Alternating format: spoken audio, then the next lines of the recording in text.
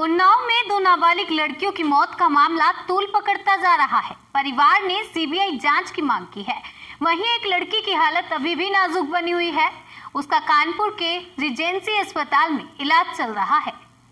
उत्तर प्रदेश के उन्नाव के असोहा थाना क्षेत्र के बबुरहा गांव में खेत से दो नाबालिग लड़कियों का संदिग्ध हालत में शव मिलने से हड़कंप मच गया। दरअसल चारा लेने के लिए 3 नाबालिग लड़कियां खेत में गई थी। लड़कियों के चाचा को किसी ने सूचना दी कि तीनों लड़कियां खेत में पड़ी हैं। तीनों को तत्काल अस्पताल ले जाया गया, जहां 2 को डॉक्टरों ने मृत घोषित कर दिया, तो वहीं तीसरी की हालत नाजुक है। उसका इलाज कानपुर के रिजेंसी अस्पताल में चल रहा है। लड़कियों के गांव में तनाव है। एहतियात के तौर पर गांव के अलावा जिला अस्पताल में भारी पुलिस बल को तैनात कर दिया गया है। पीड़िता की मां के मुताबिक लड़कियों के मुंह से झाग निकल रहा था।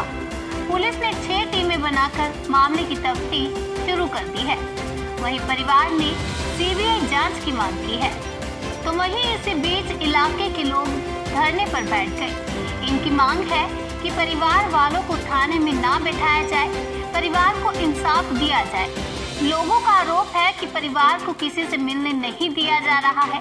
हालांकि उन्नाव पुलिस ने ट्वीट करके इन सभी आरोपों को सिरे से खारिज कर दिया है। चलिए आपको बताते हैं पूरा मामला क्या है। असोहा थाना क्षेत्र के अंतर्गत ग्राम पंचायत पाठकपुर के मजरे बबुरहा में कल लगभग दोपहर 3 बजे के करीब 3 नाबालिग लड़कियां खेत में पशुओं के लिए हरा चारा लेने गई थी, लेकिन देर शाम तक घर नहीं लौटी। शाम में परिजन लड़कियों को खोजने के लिए निकले।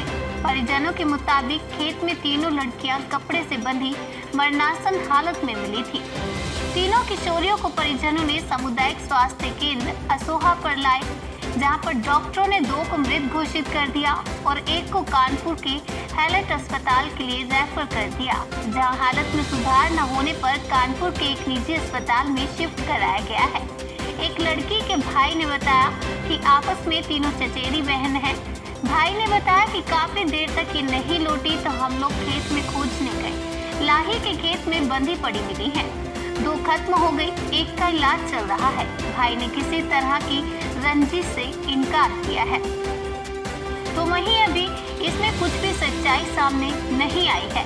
पोस्टमार्टम रिपोर्ट आने से ही सच्चाई सामने आ सकती है। आपको बता दें, परिवार के लोगों के बयान में विरोधाभास है, इसलिए पुलिस इस लिहाज से भी देख रही है कि क्या अलग अलग वक्त पर लोगों के पहुंचने की वजह से बयानों में चेंज है या फिर परिवार वाले कहीं शामिल हैं। पुलिस ने पूरे खेत को घेर दिया है। फॉरेंसिक की टीम सबूत जुटा कर ले गई है, जिससे कि घटना के बारे में पता चल सके। उन्नाव के एसपी के मुताबिक इस मामले में जांच चल रही है। असोहा थाना क्षेत्र में बबुरिया गांव में आज एक उनमें से एक बच्ची जो जीवित अवस्था में थी, यहाँ जिला अस्पताल लाया गया था। जिला अस्पताल में यहाँ के सभी चिकित्सा अधिकारियों ने प्रारंभिक उसका उपचार किया है और उसके और बेहतर इलाज के लिए सीएमएस ने हैलट अस्पताल कानपुर रेफर किया गया है, ताकि बच्ची का समुचित इलाज हो सके। अभी एक लड़की की मां के द्वारा यह बताया गया है कि उन लड़कियों के हाथ पांव नहीं बंधे थे, जबकि एक लड़की के चाचा ने कहा कि लड़कियों के हाथ पैर बंधे थे। हम सभी पहलुओं की जांच कर रहे हैं। पूरी जांच के बाद सारी बात सामने आएगी। इस बीच इस घटना पर राजनीतिक बयानबाजी शुरू हो गई है। विपक्ष ने योगी सरकार पर हमला बोल दिया। समाजवादी पार्टी, कांग्रेस, आम आदमी पार्टी, भीम आर्मी समेत कई राजनीतिक दलों ने दोषियों पर कार्यवाही की मांग के साथ ही जिंदा बची लड़की को दिल्ली एम्स में भर्ती करने की मांग की है। आप नेता संजय सिंह ने कहा, कब तक चुप रहोगे? आज उन्नाव है, कल तुम्हारा जिला होगा। आज उनका गांव है, कल तुम्हारा होगा। आज दलित बेटियां पेड़ों से बंधी मिल रही हैं, कल तुम बंधे मिलोगे। याद रहे, मुखदर्शक बनकर बर्बादी का तमाशा देखने वालों को इतिहास कायर कहता है। डराओ, धमकाओ, मुकदमा करो, मैं बेटियों के साथ हूँ। वहीं कांग्रेस के प्रदेश अध्यक्ष अजय कुमार लल्लू ने कहा, उन्नाव में 3 बेटियों के साथ हुई बर्बरता ने देश को हिलाकर रख दिया है। यूपी में बेटी होना अभिशाप हो गया है। एक के बाद एक जिले में बेटियों के साथ बर्बरता। उन्नाव में ऐसी घटनाओं की पुनरावृत्ति योगी सरकार के निकम्मेपन का प्रमाण है। मुख्यमंत्री को पद पर बने रहने का कोई अधिकार नहीं है। समाजवादी पार्टी ने कहा, बेटियों के लिए काल बन चुके भाजपा शासित यूपी में सत्ता संरक्षित नृशंस अत्याचार की एक और विचलित कर देने वाली घटना का केंद्र बना है।